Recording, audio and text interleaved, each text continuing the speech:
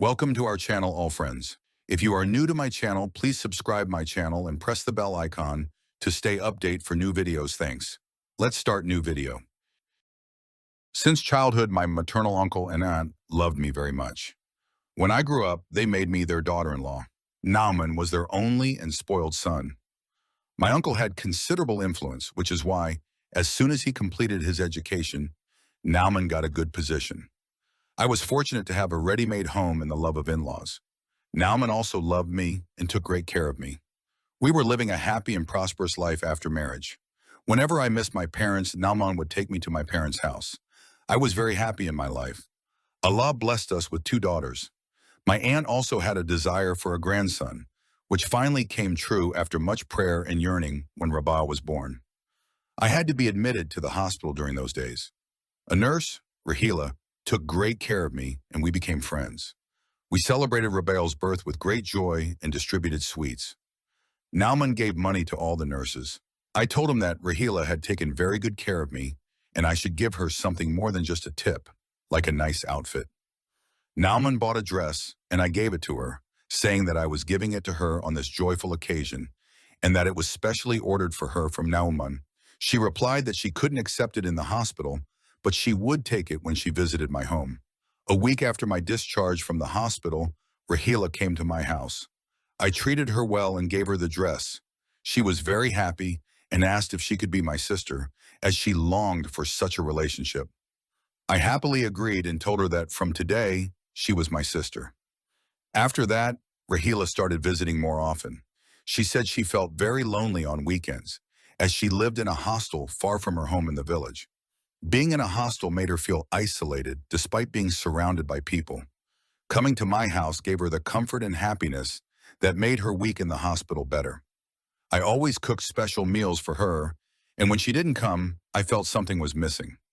For the past few days, she hadn't been coming, so I asked Nauman to check why she wasn't coming. He went to the hospital and found out that she was unable to come because her hostel was quite far from my house, and she had to take a taxi, which was quite expensive. I told her to just call whenever she wanted to come, and I would have Nauman take her. Every weekend she would call, and I would request Nauman to pick her up in his car. One day Rahila told me that her parents were coming from the village because her mother had kidney problems and needed to be checked, and her father also needed a checkup. She seemed a little worried, so I insisted that she tell me what the problem was. She explained that since she was living in a hostel, she couldn't accommodate her parents there, and they would have to stay in a hotel, which she couldn't afford. I reassured her that there was no need to worry. I told her that her parents could stay at our house since it was as much theirs as it was mine. I said, "You are my sister." The next day she called and asked Nauman to pick up her parents from the bus station. I told Nauman and he made a face saying he had too many things to do. But after some pleading, he agreed to go. I then told Rahila to speak to Nauman herself, so she did, giving him the bus details. Nauman went to pick them up and returned 3 hours later with Rahila's father. But her mother didn't come. Nauman seated her father in the drawing room, stayed with him for a while, offering tea, and then left for the office. In the evening, Nauman returned, and this time Rahila was with him. There were also some shopping bags filled with food and other items that Rahila had bought for her father. We were happy to host them, and for the next 3 days, Rahila's father stayed with us while Rahila remained with him. We gladly hosted them. When they left, they invited us to visit their village. From then on, whenever Rahila's parents came to the city, they would stay at our house, and Rahila would often stay with them for a day or two. Nauman became close to Rahila's father because he had some sort of spiritual connection. One day my uncle came to our house in Lahore from Multan. When he entered the drawing room, he saw a man sitting there. This man was Rahila's father. My uncle asked, "Who are you and why are you here?" The elderly man replied, "I am the father of your daughter-in-law and foster sister, and I visit your son Nauman regularly." My uncle, being a straightforward person, said, "He's not at home right now, so please come back when he's here. It's not appropriate for you to sit in the drawing room in his absence." When my uncle came to me, he told me, "I've asked that man to leave. He doesn't seem like a good person." I said, "Uncle, what have you done? This elderly man has deep respect and affection for Nauman." Nauman was upset, saying He came from the village, and you didn't let him sit here. You don't understand. You don't know the world. He then added, next time, don't let him sit in the house. We were still talking when Rahila arrived in Nauman's car. She said, my father called to say he has arrived. I immediately called Nauman to let him know that Rahila had arrived with the fruits, vegetables, and other groceries that Nauman had bought for her. When my uncle saw Rahila, his face became stern. He pulled me into another room and said, this girl is not good. Immediately cut off ties with her. Otherwise, you will regret it. I didn't like my uncle's attitude, but I stayed silent out of respect. After Rahila left, my uncle scolded Nauman, saying, why did you leave the office and come here for these useless people? Stop these kinds of associations and focus on your work. My uncle left after 2 days, but I didn't end my relationship with Rahila. Instead, I apologized to her, saying, my uncle doesn't know much because he lives in another city. One day, Rahila's parents came and said, our daughter has been eating hostile food for a long time and is constantly getting sick.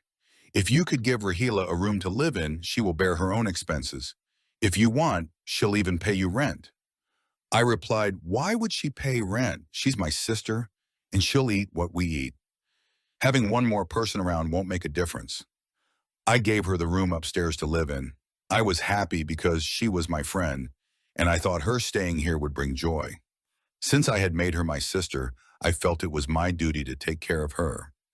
The next day, Rahila came with her belongings. The room she was given had an attached bathroom and a store that could also be used as a kitchen. However, I told her not to cook in the kitchen. Whenever she arrived, whatever food was already prepared, she would sit with us and eat. She liked the room very much, and she quickly settled her things there. From the next day, she started going to work. Nauman would leave for the office at 8 a.m., and Rahila would leave 15 minutes before him. After a few days, Nauman started coming home later, and I became worried. I asked him what was going on, and he told me, there's more work at the office these days. Don't worry, everything will be fine in a few days. I felt relieved. After Rahila moved in, on her days off, she would play with my children and give them a lot of attention. They became very fond of her. Whenever she came home from work, the kids would run towards her as soon as they heard her voice.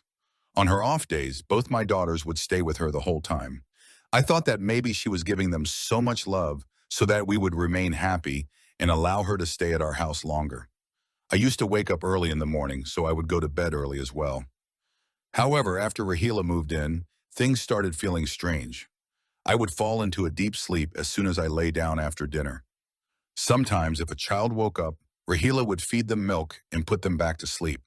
If Nauman was delayed in coming home, she would also serve him food.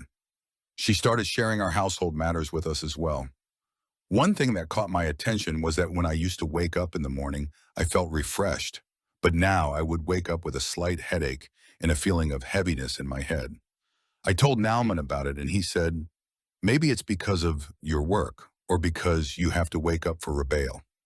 That's why you get headaches. Take some medicine for relaxation and sleep. You'll feel better. Days were passing like this when one day suddenly my neighbor came to visit. In the middle of our conversation, she said, Hania, ever since you and your husband started sleeping on the rooftop, I haven't been able to sleep at all. How so? I asked.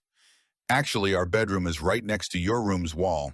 You both stay up all night talking, and my husband keeps saying, look, listen, see how much love this couple has. They stay awake all night talking and keep us awake too. Hearing this, I was stunned. I clarified. But ever since we moved into this house, Nauman has never gone upstairs to sleep. We have a guest staying there. She replied, if that's the case, you should keep an eye on your husband and that friend of yours. The neighbor left after saying this, but she took away all my peace of mind. That night, I didn't eat dinner but pretended that I had. I took the food to my room and threw it out the window. I had started believing that something was being mixed into my food. At the usual time, I lay down and pretended to sleep. At midnight, when Nauman was convinced that I was asleep, he got up quietly and went upstairs. I felt like I was suffocating. My heart was breaking from grief. After a short while, I quietly followed him. The door to the upstairs room was slightly ajar. I placed my hand on the handle and it opened. There was only a flashlight illuminating the dimly lit room. In that faint light, I spotted my husband's shoe. Before they could react, I grabbed Rahila by her hair and dragged her. She fell to the ground with the blanket wrapped around her. I was strangling her and screaming, "You witch! You stole my husband!" I was hysterical. My heart and mind refused to believe that my own cousin, my own husband, and my own friend, whom I had considered a sister, were betraying me like this. I had gone mad. Nauman pulled me away from Rahila and forcibly dragged me downstairs. He covered my mouth with his hand and warned, "Don't make a scene or things will get worse." A little later, Rahila also came downstairs. I was cursing at both of them, saying whatever came to my mind. Nauman warned, "If this fight escalates, it will only harm you. So control yourself. Rahila is going to be my wife. We are getting married. If you want to stay in this house, you have to accept my marriage with her. Otherwise, take a divorce and leave. If you weren't my aunt's daughter, I would have divorced you long ago. You are asking for permission to marry the same woman who betrayed me as a friend, then as a sister, then entered my home, and now deceived me? Never," I screamed. "Ungrateful, disloyal. She has stolen my peace in my own home.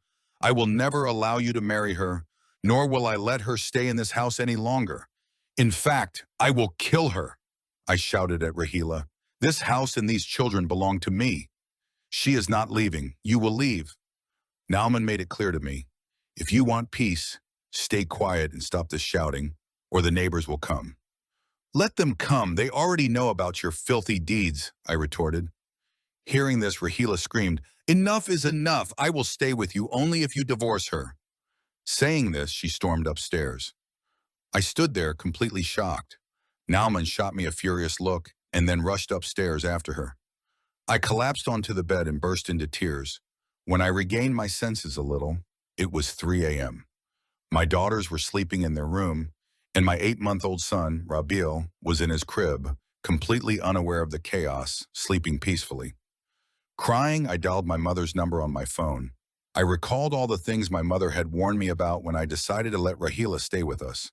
I remembered how angry she had been when I told her that my nurse friend would be staying at our house for some time. She had said, "Hania, helping someone and showing mercy is something Allah loves dearly, but when help and mercy cross the limits set by Allah. In this, apart from Allah's anger, loss, and harm, there is nothing to gain. Your friend is not mahram, non-marriageable to your husband. If she stays with you, naturally she will sit, eat, and drink with you. Having a non-mahram woman in your house can ruin the relationship between you and Nauman and can tear apart the whole family. You should immediately cut ties with your friend. And if you truly want to help, do it with wisdom and within your limits." But I immediately rejected my mother's advice and said, "Mom, she is not like that, and I have already agreed to keep her here. I cannot refuse." My mother fell silent after hearing my response. I wish I had listened to her at that time. When my mother picked up the phone and heard my crying voice, she became worried.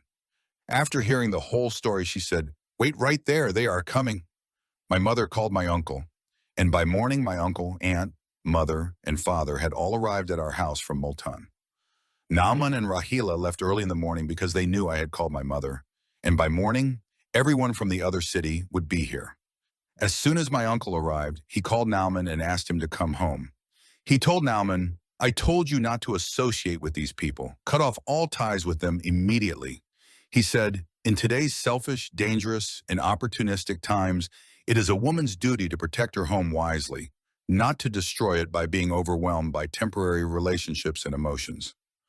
My uncle was absolutely right. I felt a sharp sense of my foolishness. I hugged my uncle and cried bitterly. My aunt and mother kept wiping their tears. My father sat quietly, extremely angry. When Nauman entered, he paused as he heard my uncle's loud voice. My uncle said, "Nauman, if you have left this wandering woman for good, we will ask Hania to forgive you. But if you intend to marry her, then there will be no further relationship between us." Nauman stood there and replied, "I married Rahila this morning. She is my wife now, and I won't leave her. You can do whatever you want." Saying that, he turned around and walked out of the room. A few days later, I received the divorce papers by mail, as that was Rahila's condition. And so Nauman, my cousin, my husband, and the father of my children, left my life forever. It has been 3 years since that happened. My uncle transferred both of his houses and land to me and my children's names, and he came to live with us. The rent from one house is enough, and the annual profit from the land fulfills our needs perfectly. My uncle does not meet Nauman, but he has never stopped my aunt from meeting him because she is his mother and cannot live without seeing her son. My aunt still loves me as much as she always did, and she considers my son, Rabail, as her own Nauman. Nauman and Rahila now have a daughter. I've heard that Rahila is unhappy with Nauman because my uncle transferred all his property to me and my children's names. Nauman only received a government job and a small flat, which was not what Rahila had hoped for. Whenever my aunt returns from visiting Nauman and Rahila, she cries a lot and curses Rahila, saying she has ruined my son and his happiness. Nauman is no longer the same. He doesn't talk much or smile. Hania, whenever I visit, he asks about the children, and without mentioning your name, he asks about your well-being. Oh, Hania, my Nauman. My aunt often cries, and I can't even say comforting words to her. Today, Rabael is 4 years old, and I am living a good life with my daughters and son. I now drive my own car and take care of all the inside and outside work for my children, my uncle, and my aunt. The rent for the house and the income from the land are all my responsibility. After Nauman, I suffered a lot for a while, but looking at my children, my heart gradually found peace. Today, my children and I are settled in our lives. But sometimes I think to myself that I wish I had been wise enough back then to help people while keeping in mind the limits set by Allah. If I had, then perhaps today, my children would still have their father by their side.